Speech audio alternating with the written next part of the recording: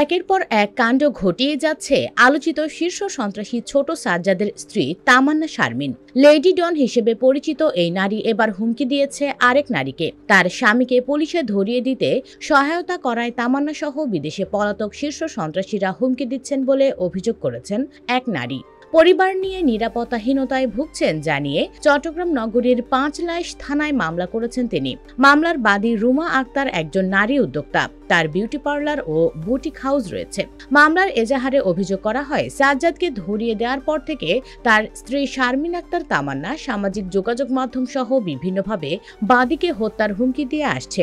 এছাড়া বিদেশে পলাতক সন্ত্রাসী সাজ্জাদ আলী খান ও হাবিব খান মুঠোফোনে বাদীকে ফোন করে হুমকি দিয়েছে। তারা ১ কোটি টাকা চাঁদাও দাবি করে, নইলে প্রাণে মেরে ফেলার হুমকি দিয়েছে। মামলার এজাহারে আরও উল্লেখ করা হয়, গত শনিবার ঢাকার বসুন্ধরা শপিং মলে কেনাকাটা করতে যান তিনি ও তার স্বামী। সেখানে সাজ্জাদ ও তার স্ত্রীকে দেখতে পান। পুলিশের পুরস্কার ঘোষিত সন্ত্রাসীকে দেখে চিনতে পেরে আশেপাশের লোকজনকে জড়ো করে তাকে আটক করা হয়। পরে খবর পেয়ে পুলিশ সাজ্জাদকে আটক করে তেজগাঁও থানায় নিয়ে যায়। মামলার বাদী রুমা আক্তার বলেন, পলাতক সন্ত্রাসীকে দেখে লোকজন জড়ো করে সচেতন নাগরিক হিসেবে ধরিয়ে দিয়েছি।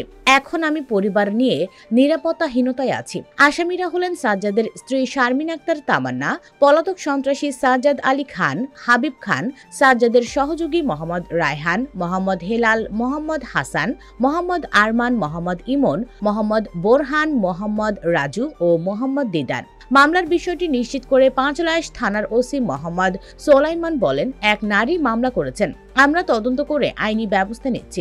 অভিযোগ প্রসঙ্গে জানতে চাইলে সাজ্জাদের স্ত্রী শারমিন আক্তার তামান্না বলেন, আমি কাউকে হুমকি দেইনি, তবে সাজ্জাদকে গ্রেপ্তারের পরদিন ফেসবুকে একটি ভিডিও ভাইরাল হয়। তাতে শারমিন আক্তার তামান্নাকে বলতে শোনা যায়, আমরা কারি কারি বান্ডিল বান্ডিল টাকা ছেড়ে আমার জামাইকে নিয়ে আসব।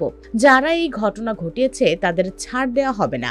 তার মানে এখানে সে স্পষ্টতই হুমকি দিয়েছে, তবুও নাকি হুমকি দেয়নি। এরপর আরেকটি ভিডিওতেও সে মামলার হুমকি দিয়েছে। তাতে সে বলেছিল, আমাকে গালমন্দ করে যারা ভিডিও করতেছেন, যারা ফেসবুকে পোস্ট করতেছেন, আমি আপনাদের কোনো ক্ষতি করি নাই।